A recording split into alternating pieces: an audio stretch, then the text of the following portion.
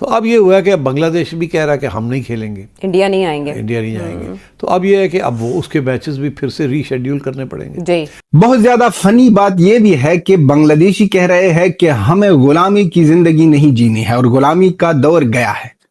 अब एक कंगालू, आप लोगों को किसने गुलाम कह दिया है? आप तो गुलाम थे पाकिस्तान के और हिंदुस्तान ने आपको जन्म दिया और हिंदुस्तान ने आपके साथ हेल्प किया।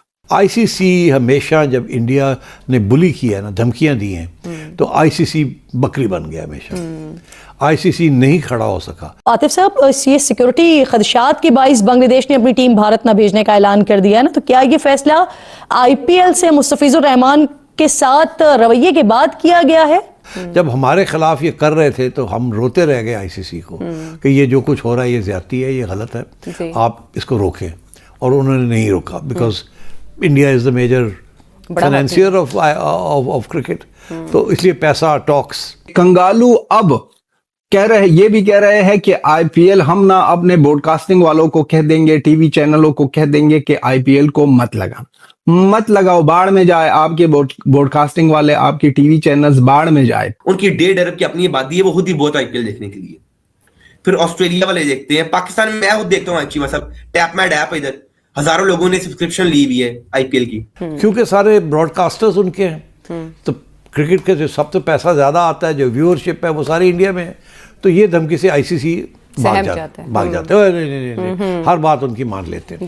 पाकिस्तान के प्लेयर्स कौन सा आईपीएल में जाते हैं, लेकिन लोग देखते हैं इधर आईपीएल के मैचेस।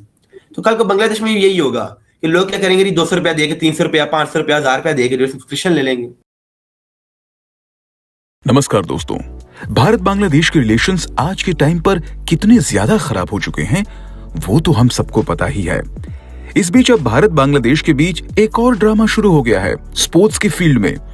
केकेआर ने मुस्तफिजुर रहमान को आईपीएल में खरीदा था, लेकिन अब बीसीसीआई ने सारे बांग्लादेशी प्लेयर्स को आईपीएल में बैन कर दिया है, जिसके बाद अब बांग्लादेश ने यह फैसला लिया है कि वो आईसीसी T20 टूर्नामेंट खेलने भारत नहीं आएंगे।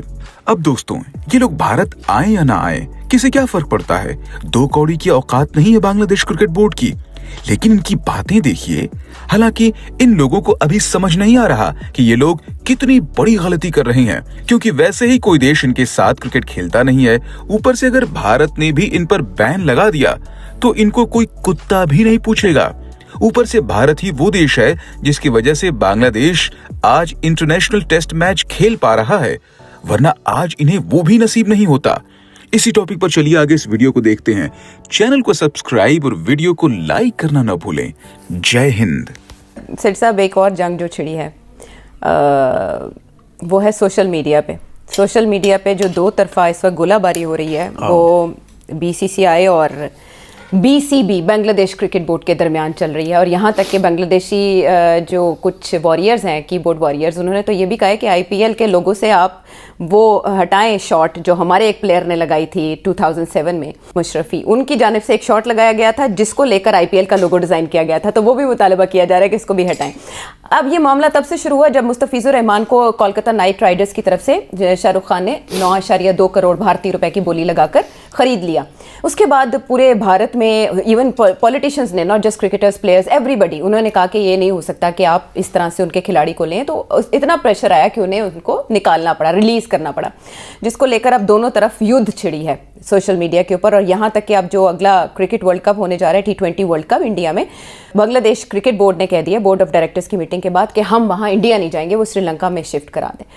तो भारत ये क्या कर रहा है? पाकिस्तान के साथ ये काम करने के बाद प्रेशर के आगे सरेंडर करना, सेंटिमेंट के प्रेशर के आगे, और खेल को दागदार करना, ये इंडिया किस रूट पर है? देखिए, ये पहले तो पाकिस्तान के खिलाफ था ना जी, अब बांग्लादेश भी आ गया पाकिस्तान के कैंप में।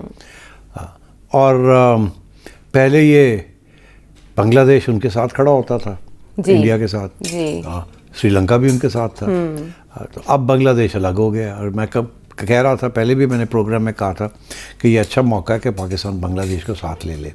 तो अब उन्होंने तो खुद मौका दे दिया है जो हार्डलाइनर्स हैं, जिसका कल हम अपने प्रोग्राम में जिक्र कर रहे थे, जी योगी साहब, जी आदित्यनाथ, योगी आदित्यनाथ, उनकी जी जिक्र कर रहे थे कि जी। वो ये उन्होंने तो सारा ये महाज खोला जी। है अगेंस्ट शाहरुख खान, और उन्होंने ये जो बांग्लादेशी प्लेयर को आईपीएल के लिए लिया है, और सुना कोई 10-11 करोड़ का 9.2 करोड़ भारतीय रुपए की भारतीय बोली रुपए लगाई यार, थी। तो जी। क्या हमारा 30 करोड़ बन जाता है, so it's ji. not a small amount. Yes. So I think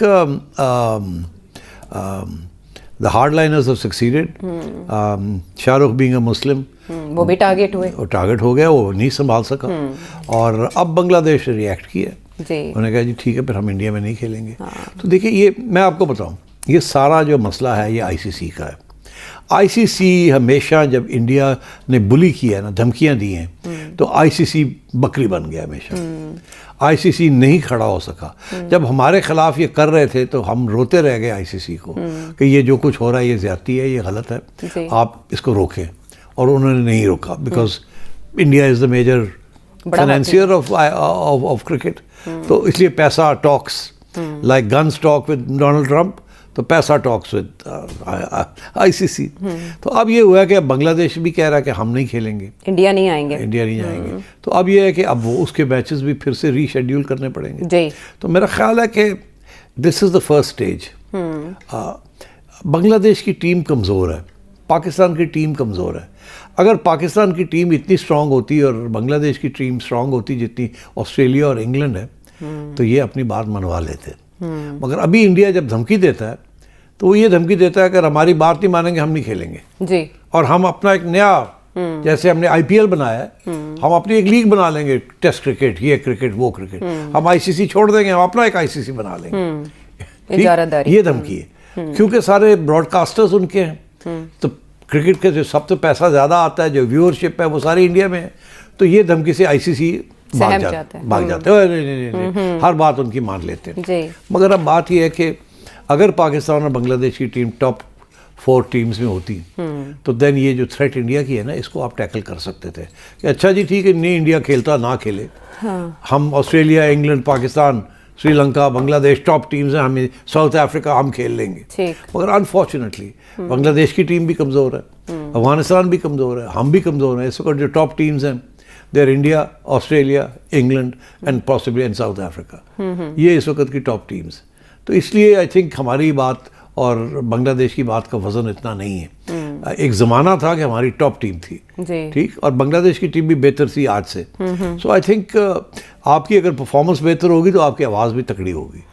सो इसलिए ये जो रिसेंट 2-3 साल में हमारी टीम की कमज़ोरियाँ, वो that has also reduce the negotiating power of PCB. इसी तरीके से बांग्लादेश और श्रीलंका का भी यही हाल है।